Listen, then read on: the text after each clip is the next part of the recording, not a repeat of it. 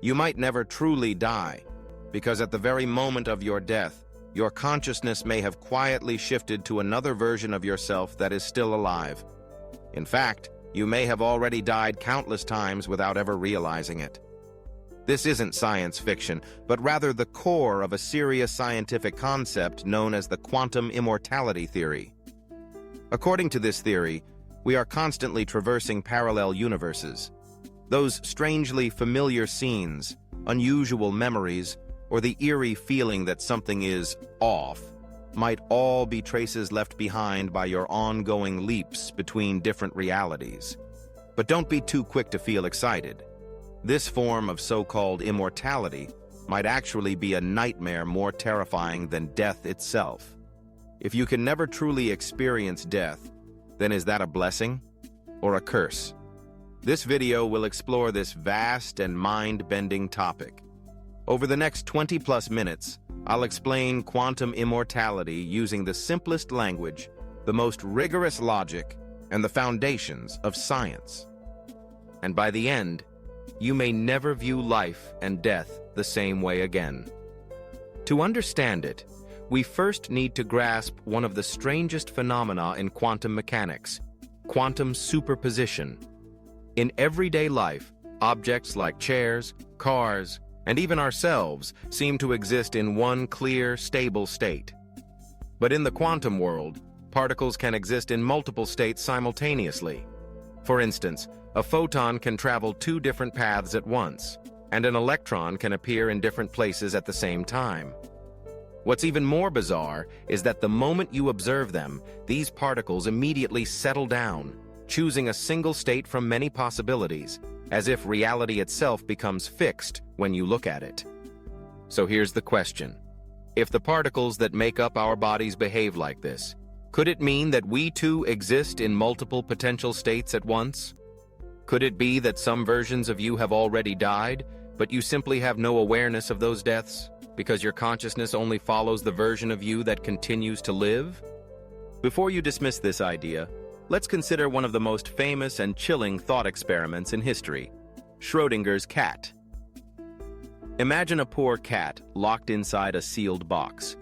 Inside the box is a tiny bit of radioactive material, which has a 50% chance of decaying within 1 hour. If it decays, a Geiger counter will detect it and release poison, killing the cat. If not, the cat lives. Simple, right? But here's the twist.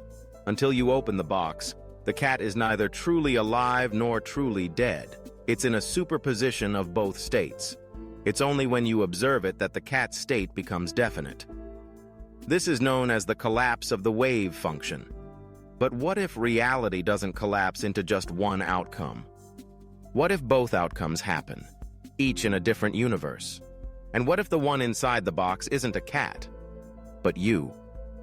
In that case, at the moment you're about to die, might your consciousness only continue in the universe where you survive?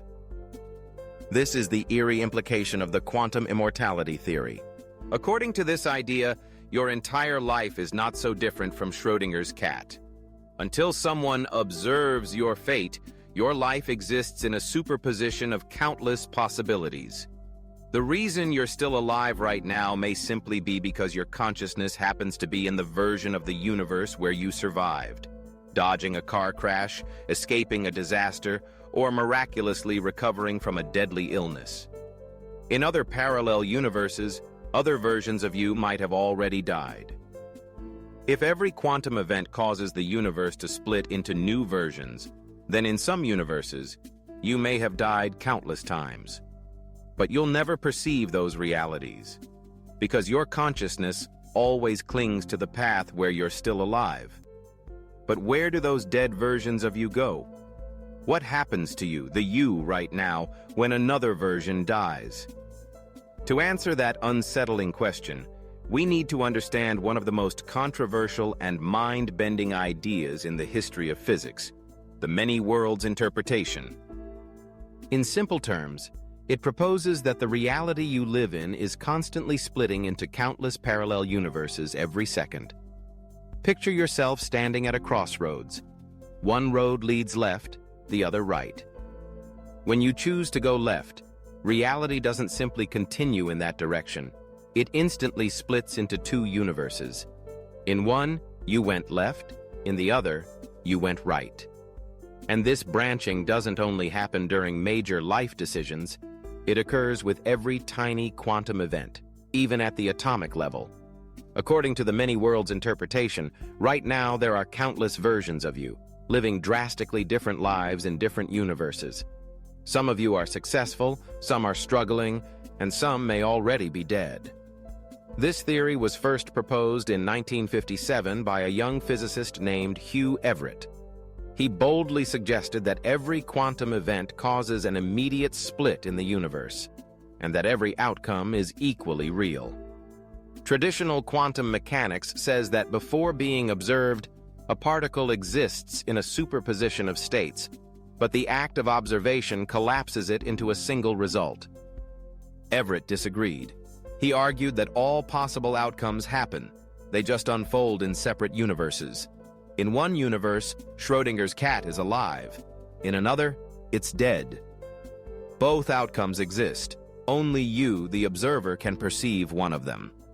Now here's another mind-bending question. If countless universes exist simultaneously, then every time you face death, there must be at least one universe where you survive. So from your own conscious perspective, you never actually die, even if, from an outsider's view, you should have. Imagine that in another universe, a version of you just died in a freak accident. Maybe they took the wrong turn, had bad luck, or simply blinked at the wrong time. Yet you'll never feel any of those deaths, because your consciousness keeps following the version where you survive. This is the strangest part of the quantum immortality theory. Your consciousness is constantly moving between realities, yet always landing in the one where you're still alive. But if this is true, if we are constantly hopping between different realities, why don't we notice? Why don't you remember dying in another universe? To answer that, we need to understand another crucial concept: quantum decoherence. It's what prevents our macroscopic world from displaying the bizarre behaviors of the quantum realm. Superposition can only exist on extremely small scales, like electrons and atoms. When systems grow larger, like the human brain, superposition collapses almost instantly. There are three main reasons for this. First, small particles constantly interact with their environment, air, light, heat, causing their superposition to break down. Second, the more complex a system is, the faster decoherence happens. An electron might maintain superposition for a moment, but a human brain, composed of countless particles, loses that ability almost instantly. Third, the universe itself seems to enforce separation. Once it splits into different versions, each becomes a sealed system with no overlap or communication. In other words, even if your consciousness did shift to another universe at the moment of death, you'd never notice. Everything would feel normal to you. Think back. Have you ever narrowly avoided serious injury or death for no clear reason? Some people believe these miraculous escapes are actual evidence of quantum immortality. Perhaps you really did die in another universe, but your consciousness quietly moved into the one where you survived. You'll never know the other outcomes, because quantum decoherence has wiped all traces away. Some even believe this explains the Mandela effect, why so many people remember events or facts that contradict recorded history.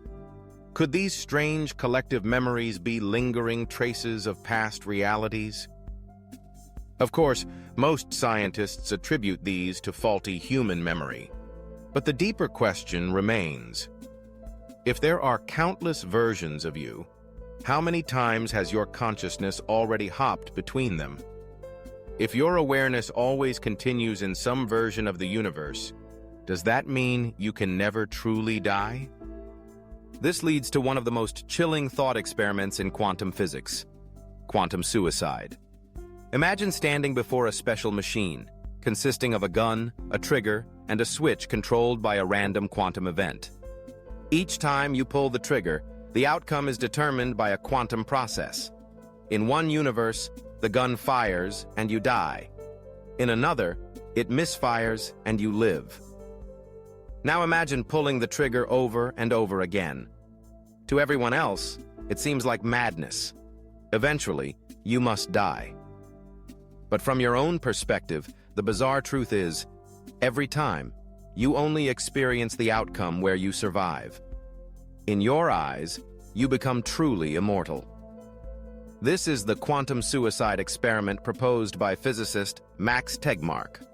It was designed to test the many worlds interpretation. If the experiment works, it suggests something astonishing. You will never personally experience death. Tegmark, a Swedish-American physicist, used this bold thought experiment to explore whether all possible outcomes of quantum events truly exist.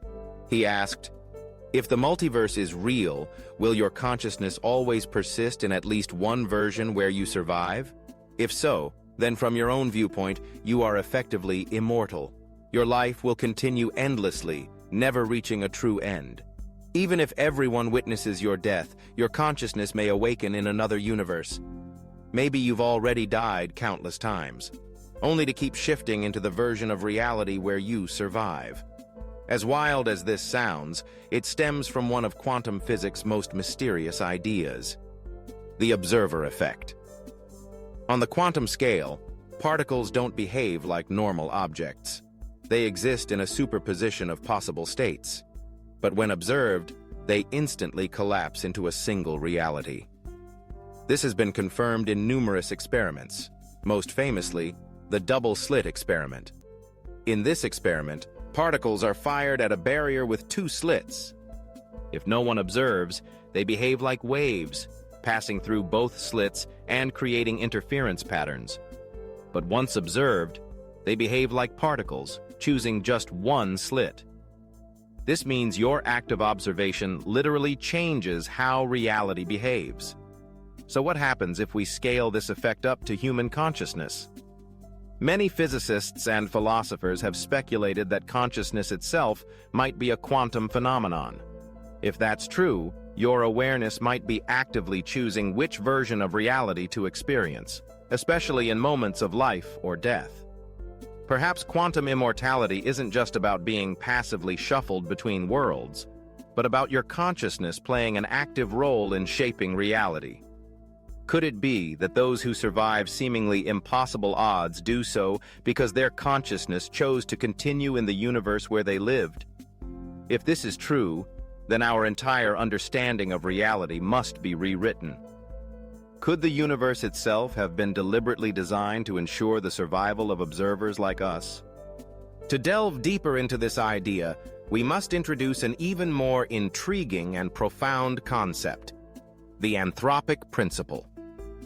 Simply put, the anthropic principle suggests that the universe appears to be meticulously designed, with its fundamental constants precisely tuned for the purpose of nurturing life.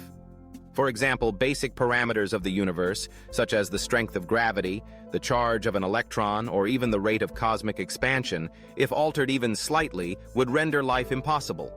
If gravity were too strong, the universe would have collapsed long ago. If it were too weak, galaxies and planets would never have formed.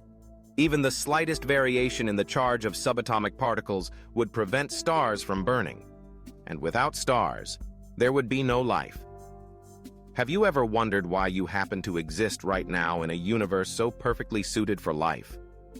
Why this universe and not another? Why do you exist at all? Maybe it's not just the universe that adheres to the anthropic principle, but your consciousness as well.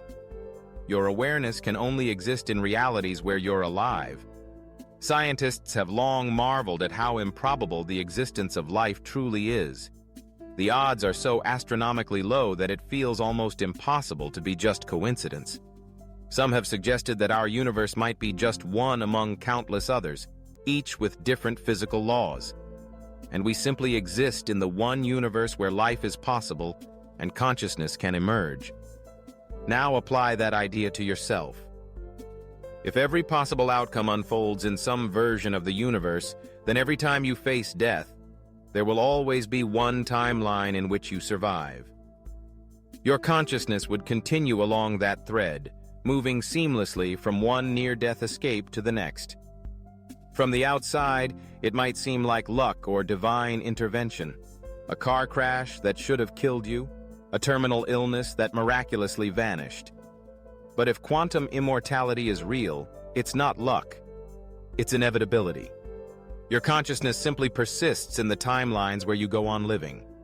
In the ones where you don't, your awareness ceases, and you never notice a thing. In that sense, you may have already died countless times, only to wake up, unknowingly, in another reality where you're still breathing. But this raises a chilling question. If that's true, does it mean you can never truly die? If quantum immortality ensures your consciousness always jumps to a version of reality where you survive, then perhaps death, as we understand it, never comes. But what if the final universe, the one you land in after every close call, is not a peaceful one?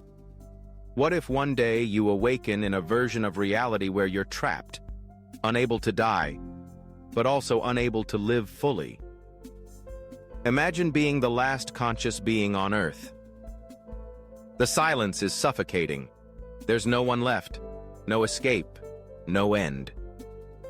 Would quantum immortality then be a miraculous blessing, or a terrifying curse? To truly grasp this, we have to confront a deeper question. If you're constantly shifting from one reality to another, are you still the same you each time? Have you ever looked in the mirror one morning and felt different? As if something had shifted ever so slightly. A favorite childhood memory that no longer matches the photos. A song lyric you know by heart, suddenly sounding wrong. You might dismiss it as poor memory. But what if it's not? What if, as you slept, your consciousness quietly transferred to a parallel universe, almost identical to the last, but not quite? What if the person who fell asleep last night isn't exactly the one who woke up today? If quantum immortality is real, then every time you narrowly escape death, your mind jumps into a version of reality where you survive. But that leads to a haunting thought. Are you still the original you? Or are you just a flawless copy believing yourself to be unchanged? This brings us to a profound philosophical puzzle. What defines you? Is it your body, your memories, your stream of consciousness? Consider this thought experiment. You're teleported to Mars. In the process, your body is disassembled molecule by molecule on Earth and reassembled perfectly on Mars. The version on Earth no longer exists. Is the person on Mars truly you, or just a copy, identical in every way but not the original? Now apply this to quantum immortality. If your consciousness is constantly leaping between versions of reality, is each new you merely a replica of the previous one? If so, perhaps the self is just an illusion, no continuous thread, only an endless cascade of versions, each one convinced it's the original. This echoes the ancient ship of Theseus paradox. If a ship has all its planks replaced over time, is it still the same ship? You too are constantly changing. Your cells regenerate, your memories evolve, and if your consciousness has already hopped across infinite realities, then who are you now? A continuation of the original, or a new version, fooled into thinking nothing has changed? And if infinite versions of you exist across parallel universes, which one is the real you? Suppose you met another version of yourself. Same face, same memories, same personality. Would they be you or someone else entirely? And what about the versions of you that didn't survive? If your consciousness has moved on, did they die forever? Did you die? Every decision, every quantum twitch spawns a new world. As your consciousness shifts through them, is your identity still intact? Or is it constantly being rewritten? This brings us to one of the most unsettling questions of all. Does an eternal, unchanging self even exist? If death only erases the version of you that didn't make it, and you go on without ever noticing, then maybe you today are not the same as you yesterday. Maybe that person is gone, and you are simply the latest version, unaware of the countless deaths you've already endured. So what is death, really? If your awareness never touches it, does it even exist? For you? Or is it merely a transfer, a jump to another version of reality? But here lies the nightmare. If you are destined to always continue, could you one day find yourself in a reality so broken, so painful, so irreversible, yet still unable to die? Picture this. You're driving late at night, music playing softly. A truck suddenly veers into your lane. Your body tenses. You brace for the impact, only for it never to come. You open your eyes. The truck is gone. Everything looks normal, but something feels off, as if the world isn't quite the same.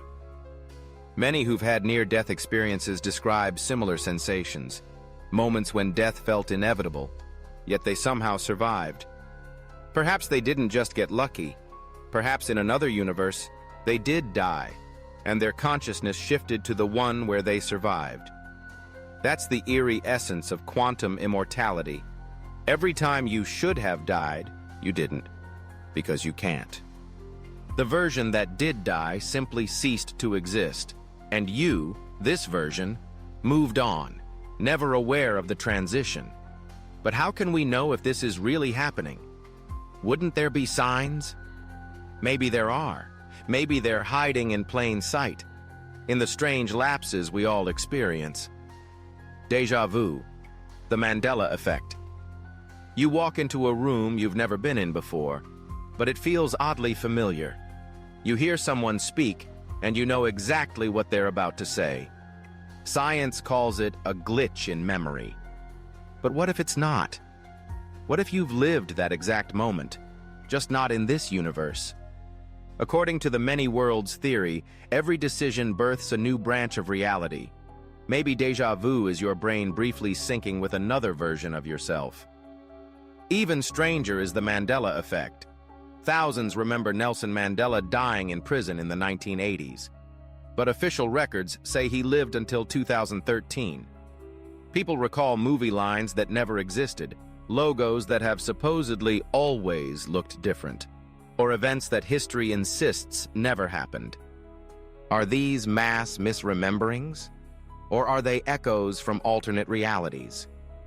Skeptics blame faulty memory. But what if they're wrong? What if these are fragments of truth, memories from a life you once lived before your consciousness shifted here? Think about your own life.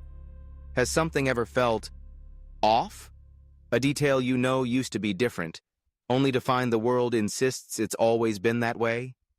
If quantum immortality is real, then maybe you've already journeyed through countless universes to remain alive. And along the way, your memories, your sense of self, picked up tiny distortions. Nothing big enough to alarm you, just enough to leave you wondering.